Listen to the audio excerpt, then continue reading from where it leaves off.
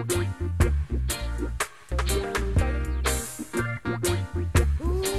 yeah, yeah, yeah, yeah, yeah. Yeah, yeah. Ooh, yeah, yeah. They got so much things to say. Distance education as we know it today has come a very long way. Once upon a time it was known as correspondence courses. Back then the postal system was used for the instructor and the student to send information back and forth. Correspondence courses were followed by video-based distance learning, using the technology of television to deliver content and course information. The mail system was utilized for assignments and written communications. As technology progressed, two-way video was developed, allowing interaction between multiple sites. The invention of the VCR made taped materials available for private viewing.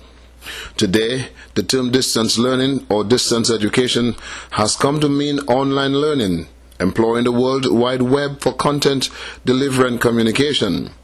Online courses include traditional educational materials such as books, journals, texts, pictures, video, simulations, library materials, specialty websites, as well as articles offered by publishers, instructors, and students. Communication tools include email, threaded discussions, chats, video conferencing, as well as faxes and telephones. Assignments can be delivered over the web, while students can collaborate with each other and the instructor can provide feedback, all using the same set of communication tools. Online courses are commonly delivered using a course management system. This is an application that integrates all the learning tools, including web pages, tests, threaded discussions, and chats, and offers both students and instructors a consistent interface, and even supplies administrative tools to track grades, attendance, and course access. In higher education, some of the more common course management system products include Blackboard and WebCD that Nova Southeastern University uses. The key element of online distance learning is the convenience of learning anytime. This allows students who have varying work schedules and family responsibilities to learn at any hour during the day.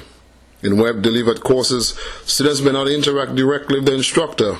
Instead, they can access course materials, assignments, and most important, other students from wherever they are and at a time convenient to them. Unfortunately, despite the convenience of distance learning, some students still struggle to effectively manage their time. Well, distance education, it's very overwhelming. There are times where I just don't have time to do other things. And I thought with distance education, it would give me the opportunity to incorporate my job along with my family and being able to study. But it is just so much work. At times, I just thought that I was just going to have to quit because I just couldn't get everything in. Despite the frustrations experienced by Marilyn Reed, she has since gone on and graduated with a doctoral degree in organizational leadership. And guess what? She's back at Nova, pursuing another graduate degree, this time a master's in mathematics, as she said, to fulfill her dream of becoming a college mathematics teacher. But Marilyn Reed's situation is not unique. There are a number of other students who are experiencing frustration similar to her. On the flip side, however, there are a number of students who thrive in online education environment. Sadly, some of the students who struggle mislead themselves into believing that because the classes are exclusively online, they are not as demanding as the traditional face-to-face classroom delivery format. On the contrary, some of the students, like yours truly, feel that online education is more challenging than the more traditional format of teaching and learning. But the rewards far outweigh the frustrations that one experiences on a day-to-day basis in completing the assignments on time. Okay, the advantage why I took the email, and that way he get back to me 24 hours. But I can also access with the classroom as in the discussion boards. which is a lot of advantage because a lot of people who they check their discussion board maybe 3 or 4 times a day, like me. What are the benefits you think of distance education as against the live in-class participation?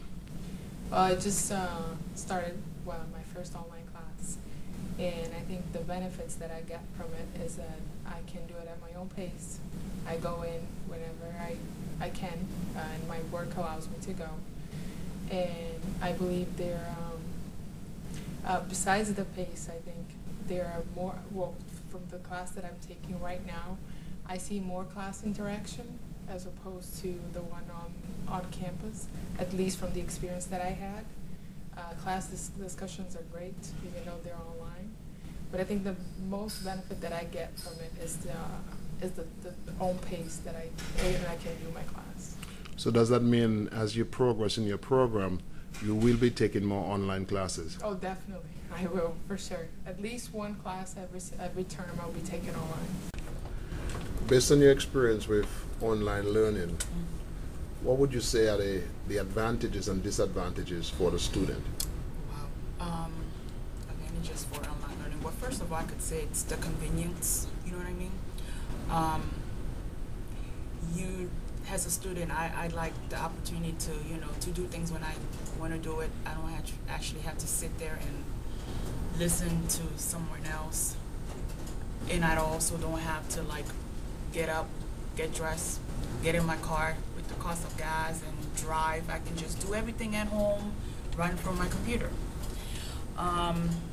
The disadvantage of it will be sometimes you do have questions and the professor is not able to respond immediately, or sometimes you want to actually collaborate with your peers, and you can't actually do that without you actually calling, and sometimes not all students are as open, you know what I mean? So we can call them and ask questions. Another disadvantage is the resources that is available to students that we don't know because we're online, in comparison to students who take classes on campus. So, what set of skills you think a student who's focusing on online education need to have in order for that student to be successful? Oh wow. What kind of skills? I must say, first of all, motivation. You need motivation, because sometimes people are not going to be around. You got to learn to motivate yourself.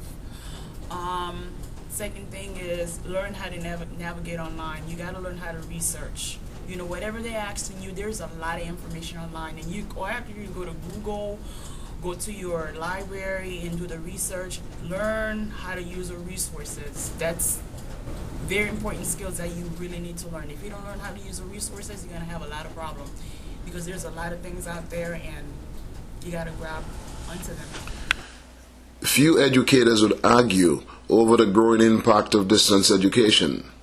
There's no doubt that as the world dives deeper into the 21st century, that more and more students will gravitate towards distance education.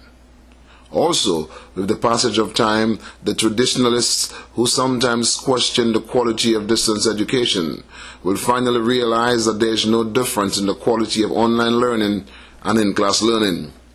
One also hopes, too, that with the passage of time, the for-profit educational institutions will finally begin to spend as much money on the quality of instruction at their institutions as they spend on marketing.